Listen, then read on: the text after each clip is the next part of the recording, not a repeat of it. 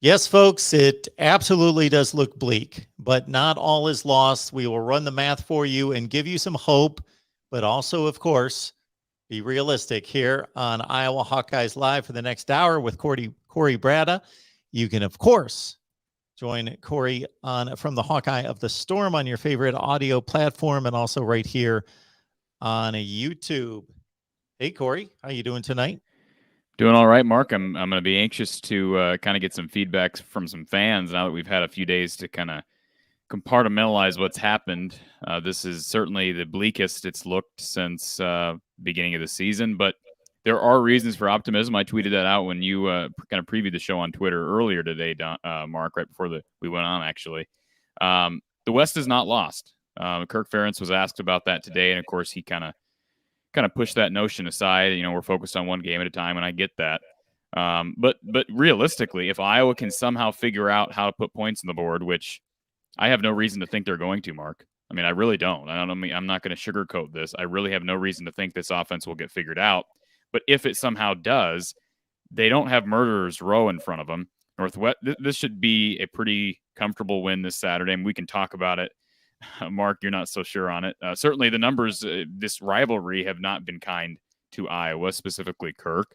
But again, this is a different Northwestern team. I would think Iowa will take care of it. Again, we can talk more about it, but it's just not a real difficult schedule. They don't have another top 25 team left. Of course, for Iowa to win the West, Wisconsin will have to lose, which very well could happen. They play the battle for the axe. Isn't it the battle for the axe? No, the battle for is it the axe? I don't There even are know my so many, rivalries. but we've got Minnesota, Wisconsin's Paul Bunyan's axe. Right, Paul Bunyan's axe. So that one, of course, if you're an Iowa fan at this point, you've got to win out. You got to win your last 4 games, which are Northwestern, Minnesota, Illinois, and Nebraska. You need Purdue to lose again, which they will. Purdue's going to lose again. They play Ohio State for 1. Purdue loses, then you get Minnesota to beat Wisconsin. Minnesota can beat Wisconsin, and of course, you're looking at a situation where Iowa can feasibly still make it to Indy. But again, they don't control their own destiny. They are dependent on Wisconsin to lose again and for Purdue to lose again. But again, I'm almost kind of writing in the Purdue loss. I don't have any. I just don't see how Purdue doesn't lose again. I guess the crazier things have happened, and certainly Wisconsin could win out. Mark, that's very possible.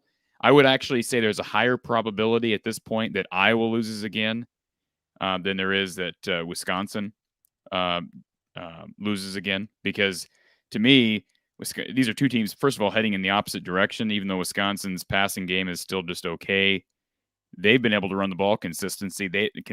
They don't have the problems up front that Iowa has. Obviously, the defense is stellar. So we'll see. We've got time left. This ship can still be righted. I know that the playoff is out of play now completely, and so that's incredibly disappointing. I talked with Don over the weekend on our show about just accountability and expectations, and should fans feel guilty because they're pissed off at 6-2, and the answer to that question is no. Not when you're 6-0. Not when you have the stellar defense that Phil Parker has brought to the table each and every year. The number of turnovers that Iowa has, I don't even know where they rank in the country. They haven't had any turnovers these last 2 games, minus the pylon turnover against Purdue, and yet I think they're still probably right up at the top nationwide. So there is no reason to feel guilty about being disappointed and wanting better for this offense, and for being mad at Brian Ferentz, and for being mad at Kirk Ferentz. Right now, I can tell you from the Iowa Twitter sphere, Mark, that there's a lot of battling between fans about, I think the majority that I hear, the loudest, are that Brian needs to be fired. Okay, that's what I'm hearing the most of.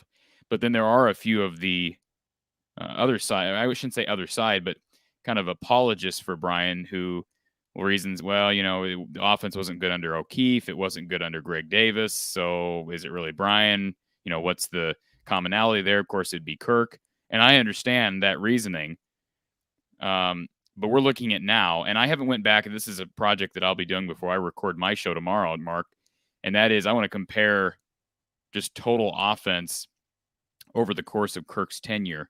And I just want to see where it's headed, as we change coordinators. And of course, Iowa's only had, again, O'Keefe, Greg Davis, and Brian. I just have a feeling, and I hate to say it, maybe I shouldn't say this because I haven't looked at the data.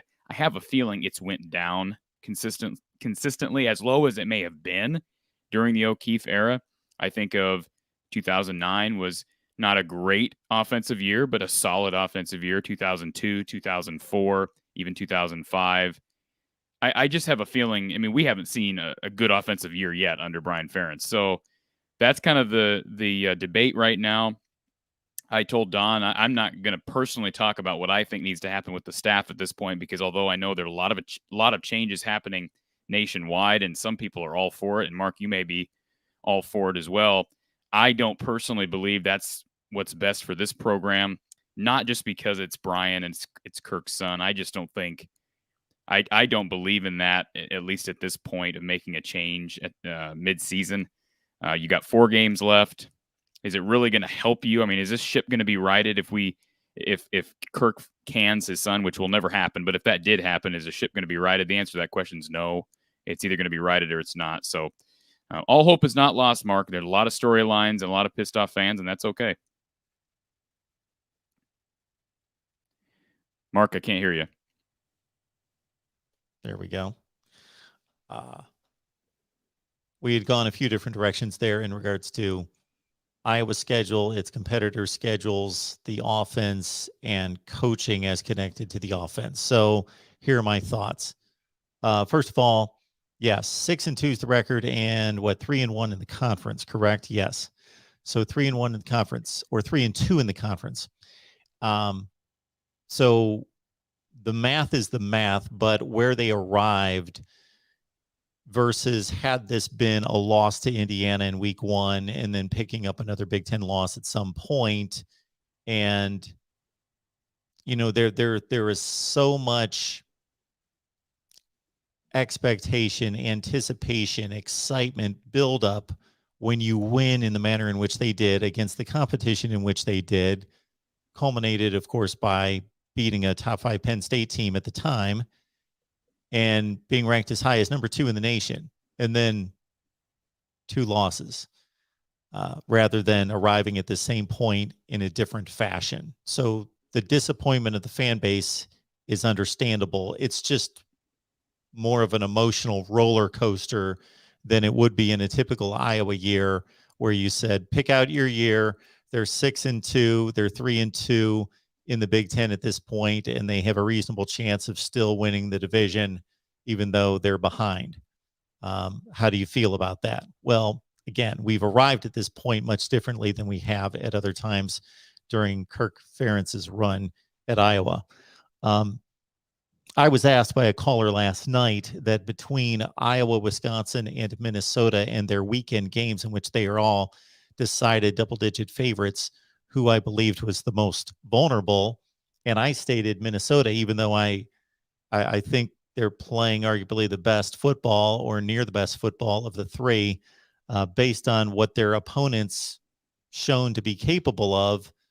Just the combination of Minnesota typically playing close to the vest, run-oriented football, not separating typically from the other team, much like Iowa and Wisconsin. They're all cut from the same cloth to a certain extent.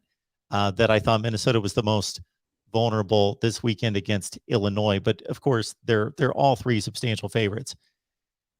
As it pertains, Corey, to the offense, you know that I went on record, again, not speaking from a knowledge base that you possess of knowing the layers of offensive line depth, who's supposed to be good, who has experience, who does not, and through the various units on the offense.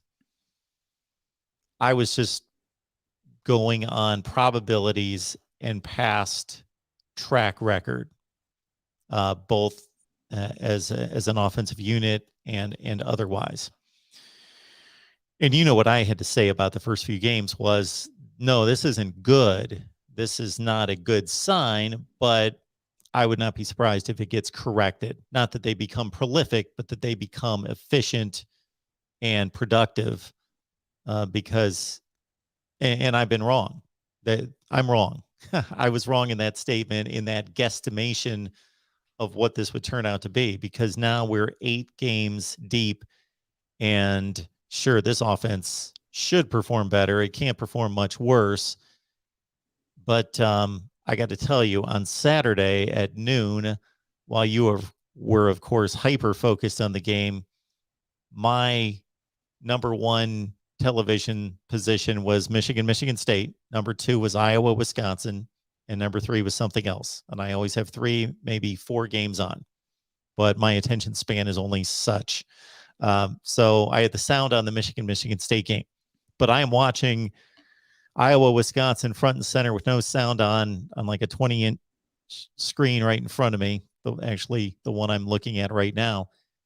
And it just appeared as though, again, I tend to lose track of the game in regards to situational football. When I'm watching like that, it's a secondary game. But just the inability, number one, that struck me constantly was the inability of the offensive line to hold up in pass protection. Was just astonishing. It just looked like Spencer Petras was under siege constantly in that game. Offensive line's terrible. It's terrible. It was, but let's remember, it was terrible in 19. We've had conversations about 2019, and I think it's okay to bring that up because that was a different O-line coach.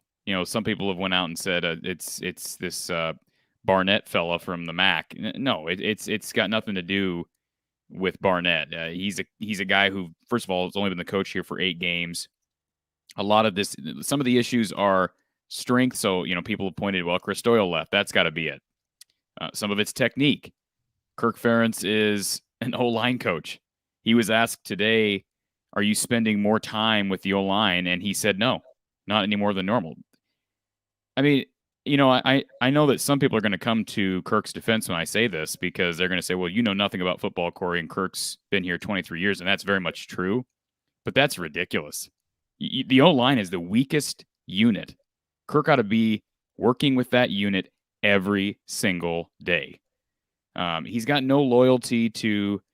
I mean, the fact that this, again, someone who's from the outside, Mark, who watches an Iowa game and can perceive that the O-line is the weakness, that's really sad. It's not us Iowa fans who are used to strong O-lines saying that. It's an outsider who's saying that. So that's really sad. And you're absolutely right. Now, Wisconsin, let's give some credit where credit is due.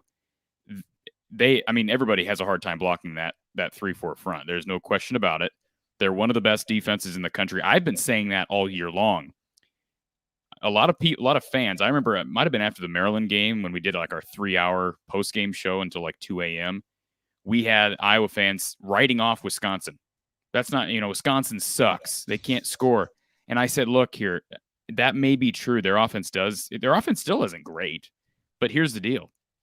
I said, just like Iowa's defense is going to keep them in every game, Wisconsin's defense, I don't care how bad their offense is, it's going to keep them in every game unless Mertz does what he did against Notre Dame and starts throwing picks. And so late in the game on Saturday, I said the same thing. The only guy that's going to get Iowa back in this game is Graham Mertz. And I give the kid credit. He played a clean game. He didn't throw a whole lot, right? He did, it wasn't 8 throws like he did against Purdue. I think it was 22. I think that's high, Mark. Maybe it is. Maybe it is 22. I think he was 11 of 22. I typically remember numbers if I come across them, and I try to review most of the box scores across the country. That's what's stuck in my brain. 11 of 22. I don't remember the yardage. Or probably right around 100 yards. 104? No, that's Braylon Allen, I think, ran for 104.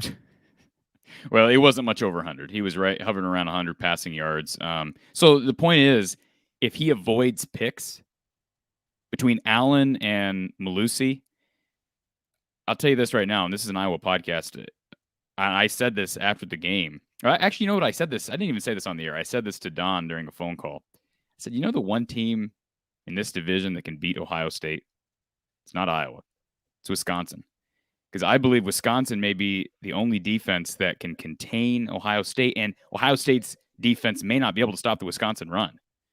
So I'm not predicting an upset in the title game, but if Wisconsin ends up winning the division, which I think I'd give them. I honestly, right now, Mark, I'd say they're the favorites. I don't care if Minnesota's ahead in the race.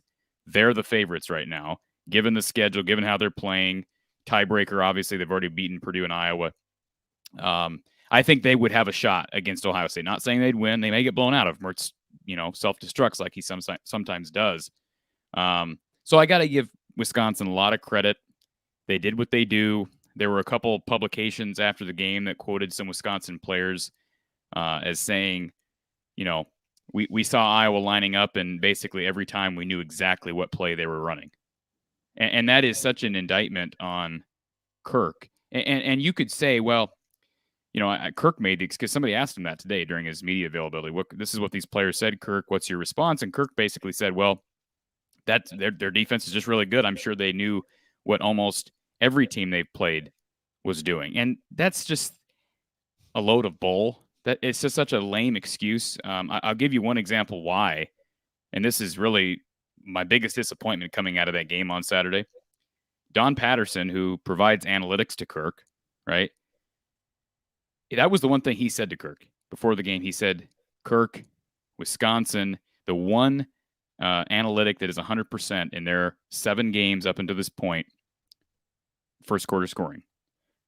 They win the first quarter, they're 4-0. They lose the first quarter, they're 3-0. So 0-3. You've got to win the first quarter.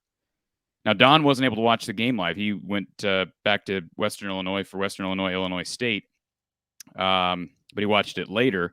So I texted him on Saturday night. I said, have you heard the results of the game? And he said, heard the results, but he said, I got to ask you, did we even try to take a shot? I said, well, if we did, I missed it. And, he said, well, this win was predicated on Iowa getting off to a quick start. Well, I said, does this quantify as a quick start? 0 first downs in the first quarter, 1 first down in the first half, 20-0 at halftime. Is that a quick start, Mark? I mean, and let's be honest, if Iowa was taking shots and Wisconsin was just getting to the quarterback and, picking off Petras, that'd be one thing. We weren't looking downfield, Mark. There were no shots downfield. There were no looks. I've heard people this week say, well, I think we were trying to take shots, but they just weren't there because Wisconsin was getting back. Now, you watch the game back. I'll give you a perfect example. This was third quarter, I believe. Don and I had this conversation as well. 2nd and 1. Keep in mind, Iowa had 1 first down in the entire first half.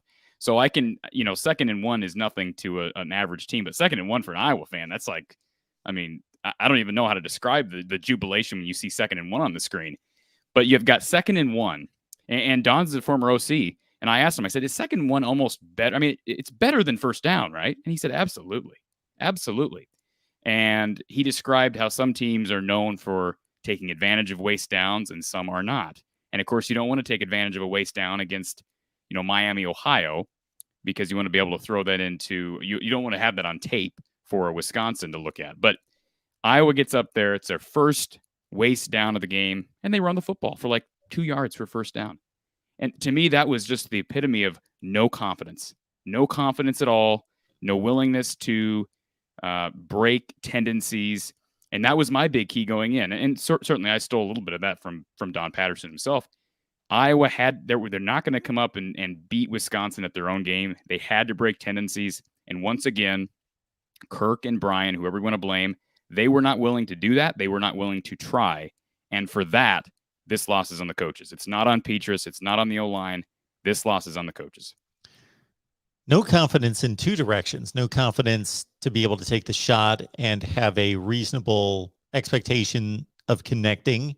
And we know that when you take a shot and are looking, let's say, past 25 yards, that you are playing in a sense the percentages overall, but not the percentages for that particular play, because the percentages of success are 30% or something like that. But you are sending a message to the defense. You are setting up for later in the game.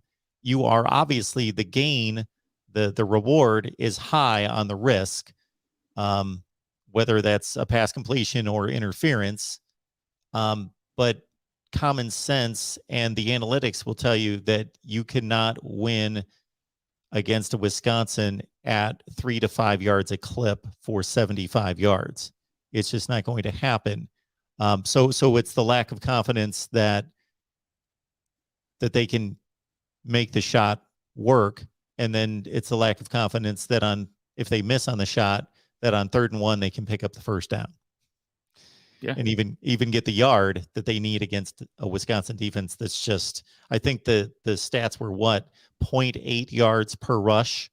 And of course that includes sacks. So it's Sure. a skewed statistic in college football. Unfortunately, I don't like it, but certainly gives great indication. And Mark, we know I can sit here and you can sit here and we can say that's a sign of lack of confidence in the offense. It also might just be a sign of lack of competency in play calling. I mean, total lack of competency, because this isn't the only situation. It's not just, Iowa doesn't take advantage of waste downs. That's our complaint. I mean, they came out of the game, first play from scrimmage, Charlie Jones run back. Charlie Jones and Torrey Taylor, those guys deserve to be on a good offense because, man, they put Iowa in tremendous position, as does the defense. But Iowa has one of the best special teams units in the country, one of the best defensive units in the country. It's being wasted. But anyways, so Charlie Jones returns it to near midfield, right? First play of the game. Iowa comes out on 1st and 10 in empty. No backs in the backfield. Petrus back there with nobody back there on 1st and 10. Might have been the dumbest call I've ever seen in my entire life. I mean, what is the reasoning to come back there and empty? And Don and I talked about it in our show. It just makes absolutely zero sense.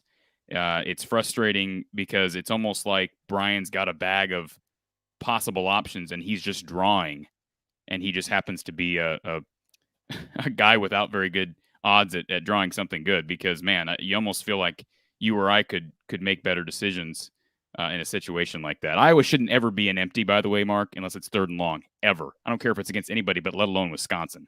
And coming out in empty is even amplified even more because of your lack of mobility at quarterback.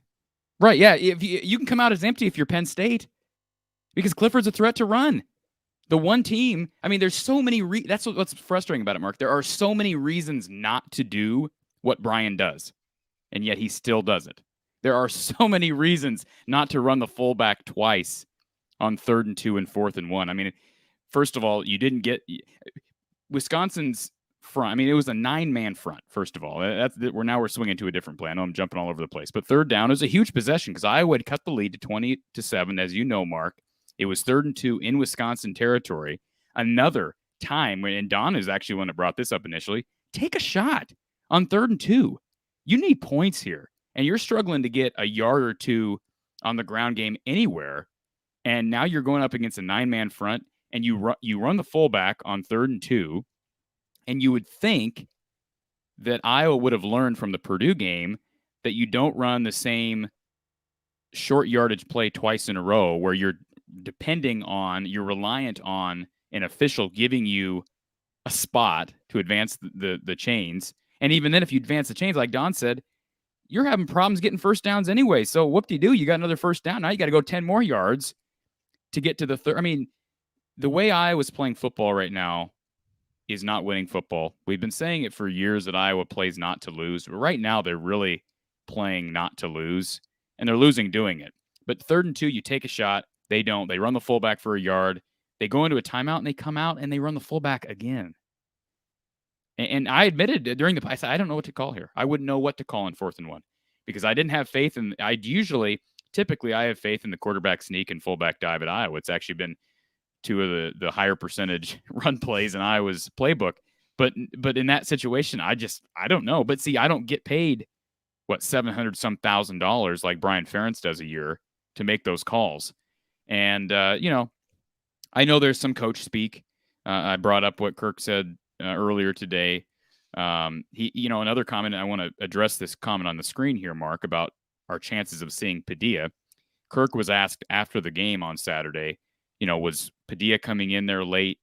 Was that something that you saw because you wanted to see what he could do, or was it just to protect Petrus? And he right away downplayed the idea that there's any quarterback controversy. No, we just wanted to protect Spencer's health.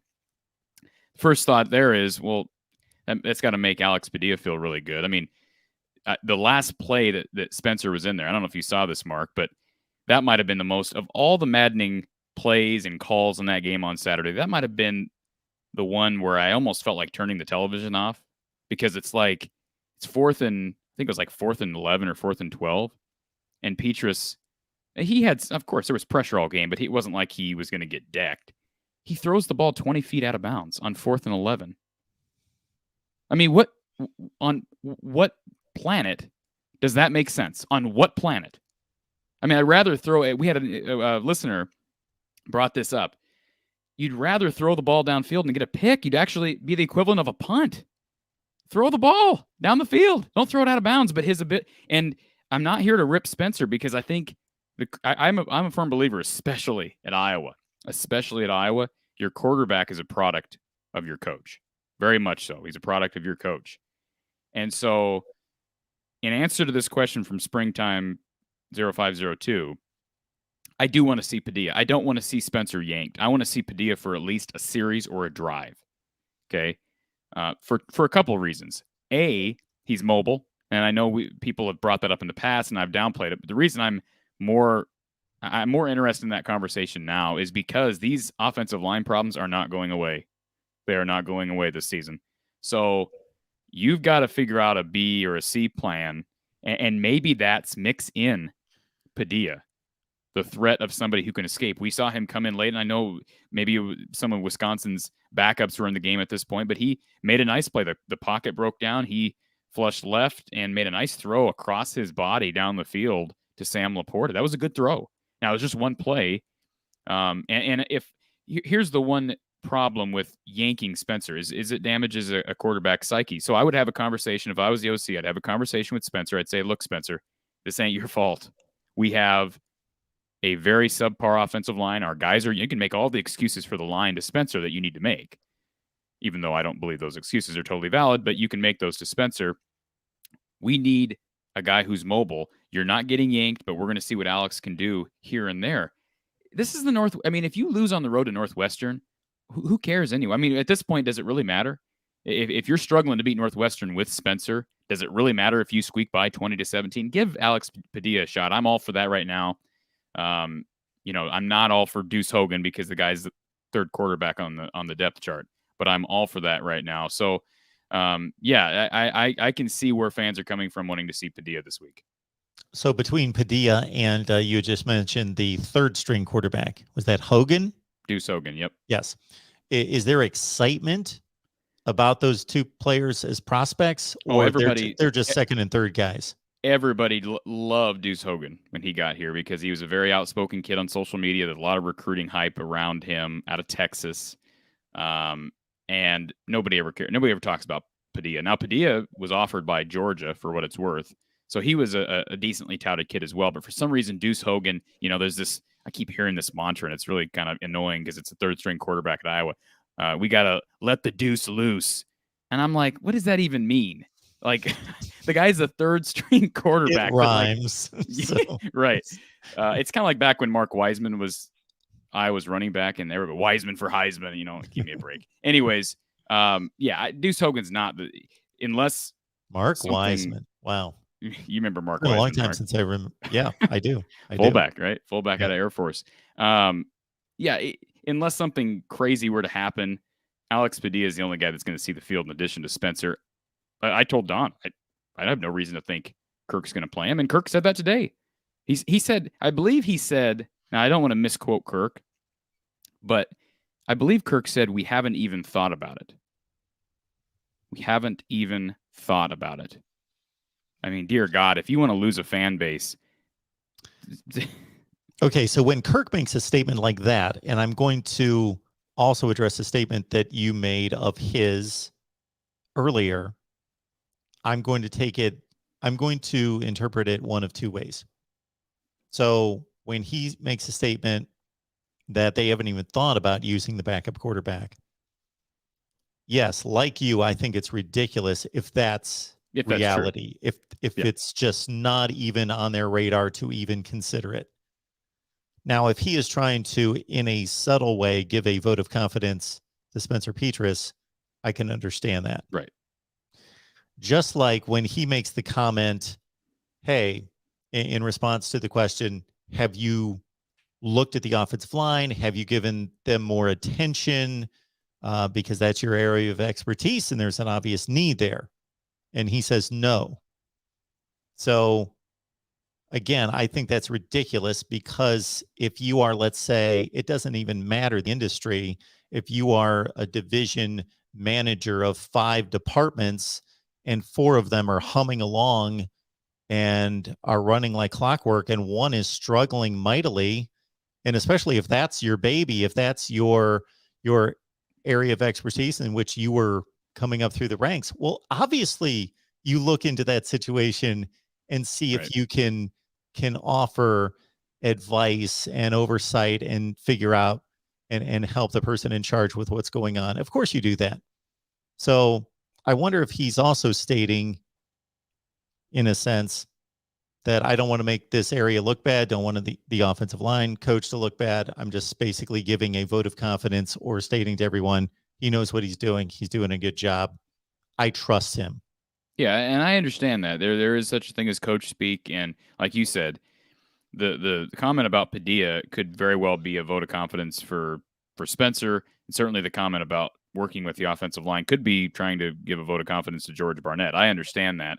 But again, you're also talking about, I'm not saying he should care, but he should. I mean, he should care what the fan base is saying to a degree, because there's always going to be the fans that are wishy-washy and fair weather fans, but those are not things necessarily you want to hear. And I don't think, I've always heard, often head coaches aren't there to micromanage position coaches, and I understand that. But I think there is a way to, even if he were to have said that publicly, not that he has to, I would have liked to have heard him say it publicly, but if he were to answer that question and say, I'm helping out George as much as I can, he's got his hands full. There's a way to couch that to where you're not trying to undermine what he's doing or show a lack of confidence in what he's doing, because if that's the one position group that is qualified, Kirk is qualified to come in and help, not to micromanage, but to help, it's the offensive line. He's an offensive line coach. So, and maybe that's happening, but like you said, Mark, if there's something struggling and your head coach happens to be an expert in that field, I would think George Barnett would be asking for that help. It's his first year on the job, and it's the sore spot of this team. So, the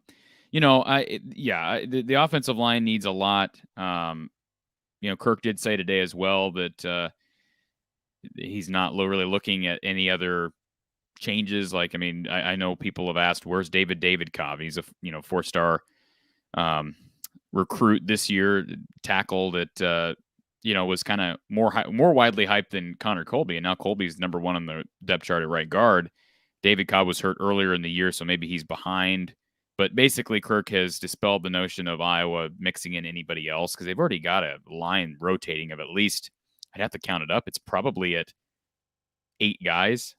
Jack Plum, I believe, started against Wisconsin at right tackle, but it had been Nick DeYoung. Neither guy are playing well. And that's the other thing. I tweeted about this earlier in the week as well. I've heard some pundits saying, you got to realize that Iowa, look at all these young players on Iowa's roster. And one of them brought up the fact that I believe is it Justin Britt, for example, is a sophomore. He's a redshirt sophomore. He's a third-year guy. What are we looking for here? There's got to be, again, why are we youth is a factor. There's no question. Richmond's a redshirt freshman. You've got DeYoung. I believe he's a third-year sophomore. Tyler Linderbaum's playing great. We get that. He's an upperclassman. But Ince is an upperclassman. Britt is a third-year guy. Colby's a true freshman. I understand that. But Jack Plum, he's an upperclassman. That narrative is weak. That narrative is weak. You can always say, well, the youth takes time to develop. My question is, why aren't the older guys developed? The same question I had in 2019. Not to call the Paulson twins out, but those happened to be the guards at the time. And it wasn't just Levi and Landon Paulson, but Ince was a young guy at the time. And there were some other guards. I think Cole Banwart went down with a big injury that year, so that was a factor. But why aren't these older guys ready? That's the question people need to be asking. You don't need to be dogging on DeYoung and Richmond and Colby. No, it's why aren't the older guys ready? And I don't even dog on them. I dog on again, this comes back to coaching and development. And we can point our fingers at Chris Doyle leaving or, Brian Ferentz or Kirk. It lies somewhere with the coaching staff, Mark. And that's only fair. Hayden Fry was a perfect example of someone who would be accountable and would say, look, my position coach has got to coach better and I got to coach better. And he would say that publicly. I don't often hear Kirk say that. I'm not saying he's not accountable in the locker room. I would personally, it's just me, I would like to hear Kirk, now it's, you could say it's too late because he should have done it the last 2 weeks, in my opinion. Come up after the game and said, we've got to coach better. George Barnett's got to coach better. My son has to coach better. I saw somebody put up in the chat, and I have no way to actually prove these are correct, but we had a Iowa listener pop up the rankings for Iowa's offense, and I noticed that all of them are ranked in the 90s or higher over the course of Brian Ferentz's tenure. You can say that I've heard people, Kirk's got his fingers on the offense. He's not allowing Brian to do what he wants to do. If that's the case, then maybe they should both go. If that's the case, because that's ridiculous. This is a fifth-year coordinator. If he's not running the offense by now, what the heck are we doing? I mean, and it'd be different if you have a head coach who was kind of like Hayden Fry, who was a very innovative offensive mind, but Kirk is just not that way. So anyways, enough with my ranting for the moment, Mark. Corey, my guess is going to be when you do your review of the offensive metrics over Kirk Ferentz's stay at Iowa, that maybe the numbers themselves won't change much over the course of his tenure, but the rest of college football has changed, meaning a 400-yard offensive game 20 years ago is much different than a 400-yard offensive game today. So my guess, and this is just a guess, is that Iowa's productivity on offense hasn't changed much in regards to the number of points and yards in production, but relative to the contemporary style of play and what's expected out of a productive offense today versus 2002 is much different, and that's where it's lagged behind. And that's why I want to look at rankings.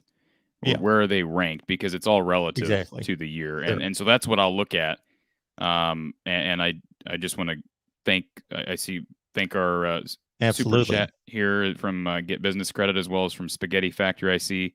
Yeah, let's pick up a couple of these super chat contributions. Just want to read these off, and then also remind everyone that with about 100 people on the line, please subscribe to our Iowa channel. So here's the deal. Corey in particular is posting some tremendous content to the Iowa channel on a regular basis. And if you're not familiar, the postgame show involves former coach Don Patterson, who's an analyst currently for the Iowa coaching staff and former coach.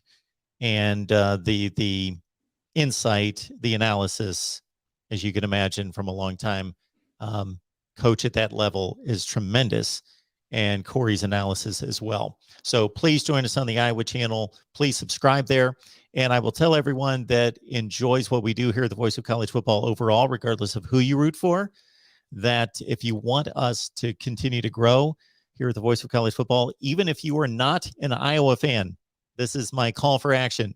Please subscribe to the Iowa channel because it is key to YouTube analytics to push us past the 1,000 subscriber mark. And I will tell you, if for whatever reason you don't want to be subscribed to too many channels, get us past the 1,000 mark comfortably, and then you can unsubscribe if you'd like.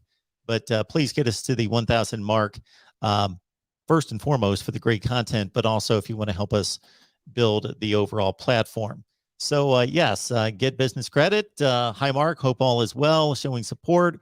Rankings come out at 7, right? So here's another plug right here. If you want to watch the unveiling of the college football rankings, which won't be nearly as enjoyable for the Iowa fans as it could have been 2 weeks ago, but nonetheless, we will be doing a little watch party here at the Voice of College Football on the main channel during the playoff unveiling, the rankings unveiling, I should call it.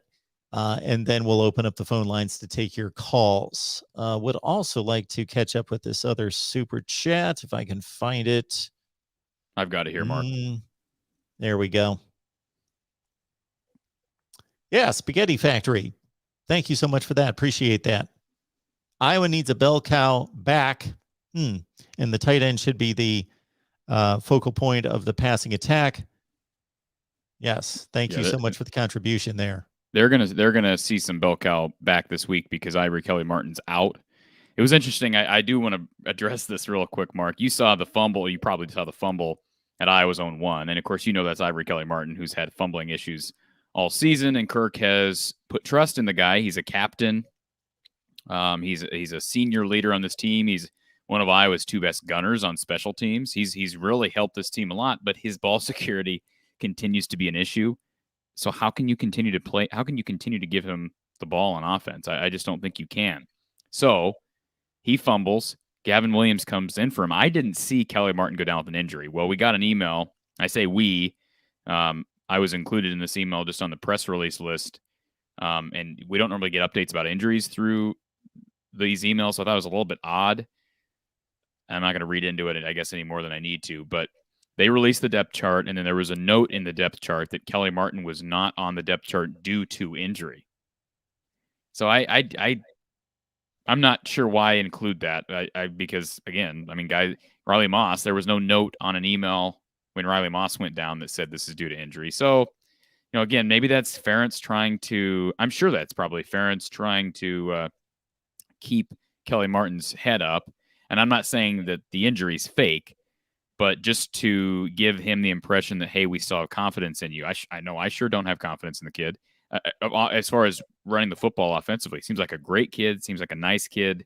He's a strong runner, but you've got to protect the football. And I'm sure he understands that, and he's disappointed in himself. So we're going to see Gavin Williams this week. I've heard some criticism about Tyler Goodson. Gary comments about Goodson in Wildcat. Goodson's been struggling a bit behind a poor offensive line. He gets in the habit of kind of pitter-pattering and not hitting holes as quick as he could. But again, man, it's hard to really judge him. There was a lot of hype about him going to the NFL this year. I don't know if that hype is still there. I have no idea. He's not going to be a top 3 round draft pick, Mark. We're going to see Gavin Williams this Saturday. And I'm not saying it's because Goodson's not performing well, but in addition to the Kelly-Martin injury, we always see 2 backs at Iowa. You don't see Iowa typically, the exception being, I think, was it 2015 when Jordan Canzeri had like 40 runs against Illinois. That's not what Iowa does. So I'm sure we'll see some Gavin, maybe even some LaShawn Williams this week. It is something that Iowa fans have talked about possibly would help is having that bell cow LaShawn Daniels type, or we mentioned Mark Wiseman. Certainly, he's not quite big as Mark was, but to me, at some point you got to start trying different things. Not that I think that Iowa will extensively, but at some point you've got to do something different.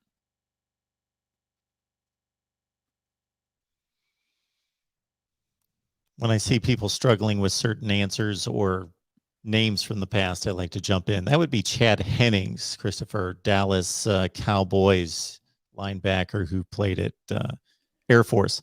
Of course, many comments coming in about the offensive play calling in particular. So this Northwestern game, I've heard that Iowa's a 12-point favorite. I've not looked up the line myself. It's on the road, correct? It is. Yeah, it's a night game, it's a night game. It's kind of ridiculous, but anyways, it's a night game for a bad West team. Probably on the Big Ten Network. It is. Okay. It's not ABC. It's not ABC. If you're wondering that. So, yeah, I am going to find it unless Iowa goes back to its early season formula of a lot of point production on defense and special teams. This may be a 21-10 win. Well, if it's 21-10 win, count me out. I'm not saying I'm going to turn the TV off and not be the post game, but count me out for that. Ain't nobody want to see that. And I've mentioned this a couple times now after the game on Saturday. Iowa needs to beat Northwestern by 30 to 40 points for me to be happy. And maybe that's asking way, way, way too much. But the only way I can be happy, because I mean, you win 21 to 10. Is there going to be any more confidence in this team and this offense heading into Minnesota if you do that? There's not going to be that. That doesn't change a thing. One thing we didn't talk about, and I think about this primarily because we've shifted our attention to Northwestern. And I remember in 2018, Tyrone Tracy making a big touchdown play against Northwestern. Is Tyrone Tracy's brother, and I've heard his other brother did the same thing. I haven't validated that, but I saw at least one tweet from his brother, who's I guess also a D1 football player somewhere, basically went on social media after the game on Saturday, ripping Iowa's coaching staff for not getting Tyrone Tracy the ball more. I understand the frustration. Couple things that doesn't help anything. First of all, that's not the way you handle a situation, clearly. So it's not going to help Tyrone get the ball more. I recall 2018 when Noah Fant wasn't getting the ball, which for reasons I'll never figure out, but he wasn't getting the ball, and his brother went on social media, and I think it only made things worse. But Tracy's brother does that.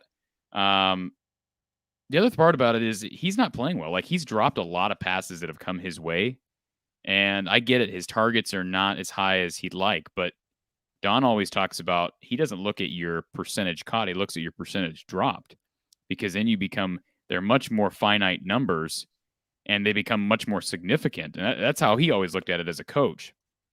So, I think it would be great to see a breakout game. I have no reason to think we're going to get one. I made a prediction before the Wisconsin game that I thought we'd see a lot of targets to Keegan Johnson. I guess I got that one right. I think he led the team in targets on Saturday. At least it felt like he did. He had a beautiful reverse against Wisconsin for 12 yards, which is one of Iowa's like 4 first downs in the game. But I made this proclamation on Saturday. I believe Keegan Johnson may be the best skill position player on this team. And that says a lot because Tyler Gritson's really good. I mean, I think he put a really good line in front of Tyler. We saw what he did last year in a COVID-shortened year. I think Keegan Johnson's right there with him. And man, the kid's a true freshman. So there's reasons to be happy about him. And certainly Arlen Bruce has shown himself to be a quality wide receiver as a true freshman as well. But yeah, I do think Tracy getting going this week would be huge. They just got to figure out a way. I haven't really watched much Northwestern football, Mark. I'm sure you haven't stayed up, the wee hours of the morning watching this team, but I've heard their defense is improving over the last few weeks. Probably not good timing for Iowa's putrid offensive line. Well, that's what I'm saying, that certainly they got blown out this past weekend against Minnesota, but it was a slow grind. It wasn't 28-0 out of the gate. It took time. It was 20-7 third quarter, a couple more touchdowns. Same thing against Michigan. They were within 10-7 at half. They played a really good half at Michigan before they got blown out 33-7. So they're having similar offensive woes and challenges there, as is being pointed out by D-Rock, the Rod Farva is pointing out that Iowa's 114th in the nation in plays of 20-plus yards, and D-Rock Irish posted the stats similar to that about Northwestern's offense. Yeah. Yes, and I believe, I know it's Rutgers, but they did hold Rutgers they were holding them to like 7 or something like that. Yes, 21-7. So, I mean, again, I know it's Rutgers, but Rutgers has had a couple. Didn't they win who'd they beat this past week? Illinois. Yeah. So, I mean, any win's a good win right now for Pat Fitzgerald and that team, but that shows maybe some progression defensively. And, I'm old enough to remember some games in the mid-2000s that got pretty ugly for Northwestern teams that weren't all that good. I mean, like the Dan Persa years. Were those good teams, Mark? No. But Iowa found ways to lose to those teams and struggle on, especially in Evanston. And I don't think it's supposed to be rainy, but you have those what do they call the lake showers there?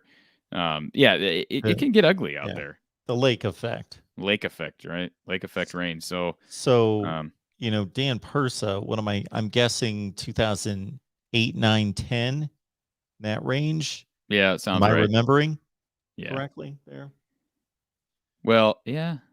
Maybe bump him up a year, or bump him up a year. I think he was maybe 9, 10, 11, something like that. 8, 9, 10, 11.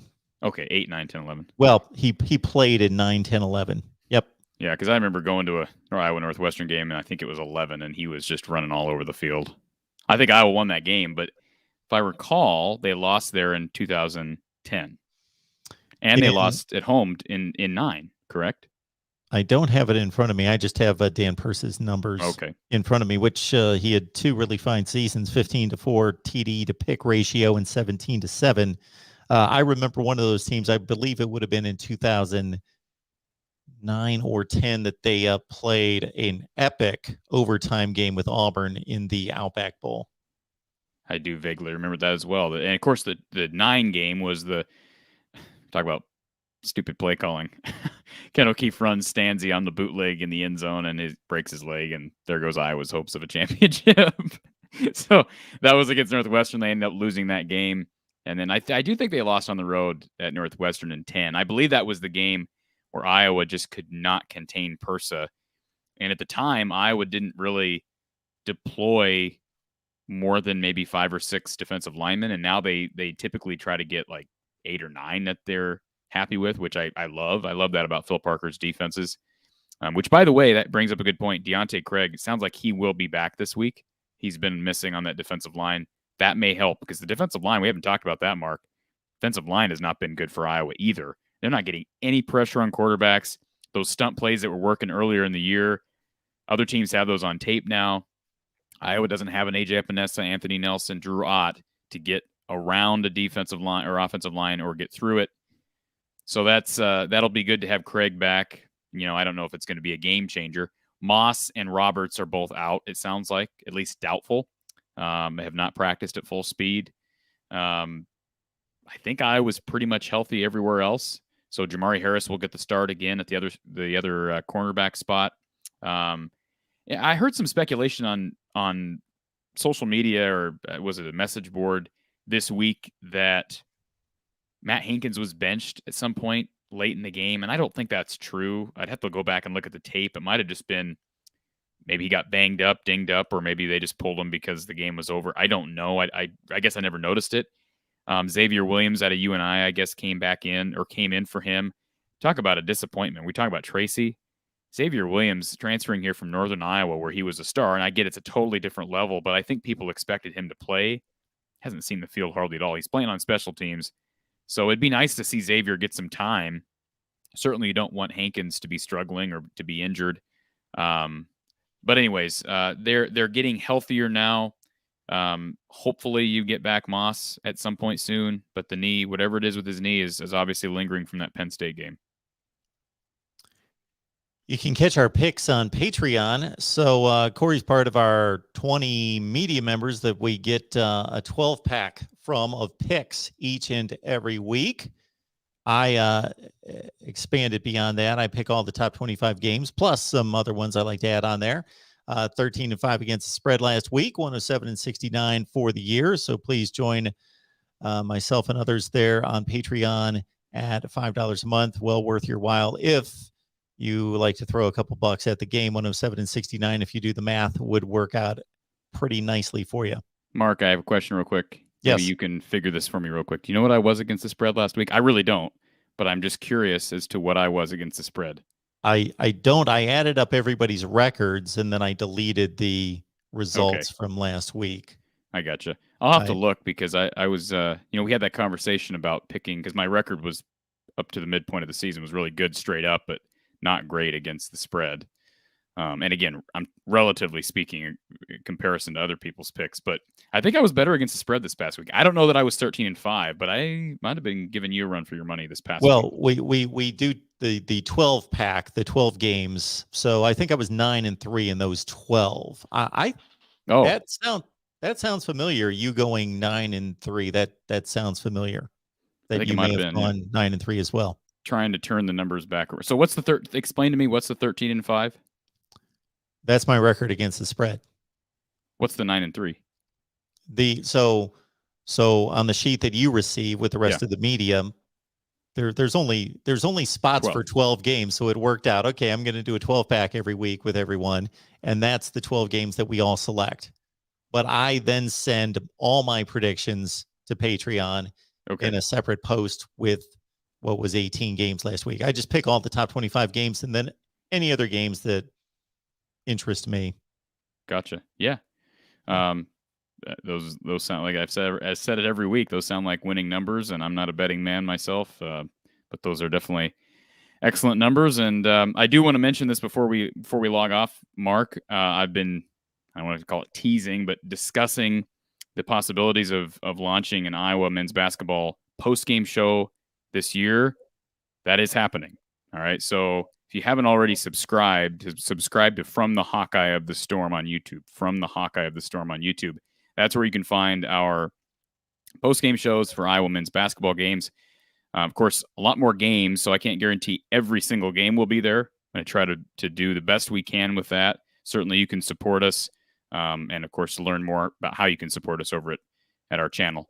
But I'll be making an announcement about our analyst that we'll be having on our show each and every game, or at least close to each and every game. We'll be making that announcement here in the coming hours, days, very soon. First exhibition game for Iowa basketball is this Friday against Slippery Rock. So they play Slippery Rock and they play Longwood. So it's a gauntlet start, Mark, but we'll be ready for it over From the Hawkeye of the Storm, and of course for all the football games moving forward right here at Iowa at the West College Football. I will keep track of the Iowa basketball game through you. Okay. Especially that game against Slippery Rock, right? Yes, it's not exactly on my priority list. But I will say this. Have you ever purchased BTN Plus? I have not. No. Okay. Because there's not really any reason to purchase it unless you're into something other than football, and you really don't follow any other sports, right, Mark? I don't any longer. No. So I'm anxious to see if there's any people on here that have subscribed to BTN Plus. Iowa men's basketball's got like 5 or 6 games in November and December on BTN Plus only. And I've bought it in past seasons because it's the only way to watch the games. And man, the customer service blows, and the quality has always stunk. And I'm just surprised that BTN can't figure out the quality of the feed.